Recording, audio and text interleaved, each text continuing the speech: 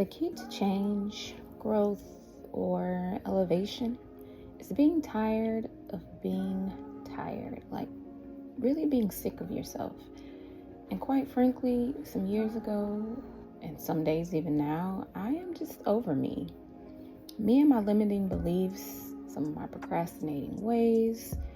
You see, a few years ago, it was all about the year of becoming. And last year, it was just the year of just being. It's the clearing out that has helped me to identify the gaps in my home, in my career, in life, in motherhood, in love, and most importantly, myself.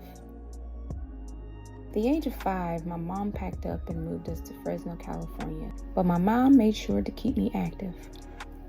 I played t-ball, I took karate, I had best friends, I spent the weekend in arts and crafts with my mom, or dancing in my grandfather's big mirror as he prepared a fresh salad. Life was beautiful. Life was normal. And then we moved back home. Oklahoma City, that is, the place that my mom had finally escaped. I remember vividly the day I changed as I was greeted by one of my big cousins who said, "What's wrong with you? You talk like a white girl." From that day, and many other days along, I felt like I had something to prove. I felt like I wasn't good enough. I, at some point, found myself fighting in schools, looking for love in boys, working at an early age, just finding escapism from some of the abandonment wounds and daddy issues that I had, and never feeling enough, but having to feel like I was tough. It was definitely a struggle. With family, there was moments of shame and anger towards the men in my life. Women dominated both sides, many single or divorced. My grandmother was a big lesson and a teacher for me. She hustled, and quite frankly, I think I have her spirit at heart. I became this adult with a chip on my shoulder, reacting instead of responding in friendships and dating spaces. In motherhood, I just didn't have the capacity to be present. My greatest fear was to abandon my child, but I was still trying to search for my own happiness. In finances, I tied myself to goals and to-do lists, thinking it would somehow make me feel better, thinking I could finally convince the world that I was enough. I worked for myself for over the last 2 decades, striving to be the best that I could for my clients. And sometimes that money that I made was often spent by things that I thought would make me feel better about myself. But in some cases, they were not. In the heart, in the mind, in the body, in soul, and in love, there's just been so many ebbs and flows of disappointments and heartaches and broken promises and commitments, and most importantly, a lot of self-abandonment. And at some point, there was a switch for me. When I realized that minimalism was just the process of me removing the distractions that mirrored what I needed to heal. I started therapy in order to save my relationship, but I didn't realize that in the process I would start saving myself. And I started to have a sense of clarity. I started having necessary conversations with my parents. I started to really tap into the wounds that I experienced as a kid. And then I turned 39, and something about that year had me go silent. I was done. I was exhausted. I didn't want to be bothered. I didn't want to work as hard. I wanted to be more consistent. I wanted to show up more to the things that I desired. So I got another coach. I stayed in therapy. And I actually started doing the work and stopped intellectualizing my thoughts and feelings. And I just gave myself room to finally actually feel.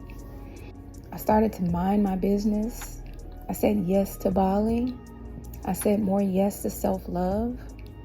I changed my mindset. I said no to most things. I even changed my work hours, limited my services, raise my prices, streamline my workflows, and I started to feel like my life was beginning to become simple, slower, and more soft. The truth is, I'm a 40-year-old woman healing the little girl inside, practicing self-love, loving on my body, and trying to quiet the noise of social media so that I can stay in tune with my inner voice. I'm a 40-year-old woman trying to practice discipline so that I can show up to my fullest potential. With every ounce of my bone, I know I was put here to be of service, to inspire or to help, but in this moment, I'm just really trying to help myself. I never want to paint the picture that I got life all figured out. Lord knows the internal struggles I feel. But in this space, I've come to appreciate my edges, the scars, the wounds that life has brought me. I'm proud that I've been brave enough to adjust, adapt, and move, to sit with discomfort, to process my pain, to reunite with my intuition. I've been such a survivor, and every time I thought something would break me, I came back stronger. I'm a 40-year-old content creator. It's kind of weird to say that out loud. Struggling with the joy versus the paycheck. Wanting the freedom to create and the freedom to escape. I'm a 40-year-old mom to a teenager. I'm trying to instill the confidence in her that I didn't always have as a teen. Trying to course correct my behaviors and how I show up. Trying to convince myself that I don't have to be a cupcake or soccer mom to feel good enough as a mom. I'm a 40-year-old woman who's never been married, who has experienced more than enough heartbreak. But I am not broken. A woman who is doing the work for herself so that she can show up better for the man that's designed just for me. I am a 40-year-old woman who decided to slow down, simplify. For me, it's not so much about balance. It's about being where I am needed in that moment. I am a 40-year-old woman who don't have it all figured out. I still struggle with limiting beliefs, anxiety, self-doubt. But I am here, and I am approaching life more authentically, and most importantly, more softly.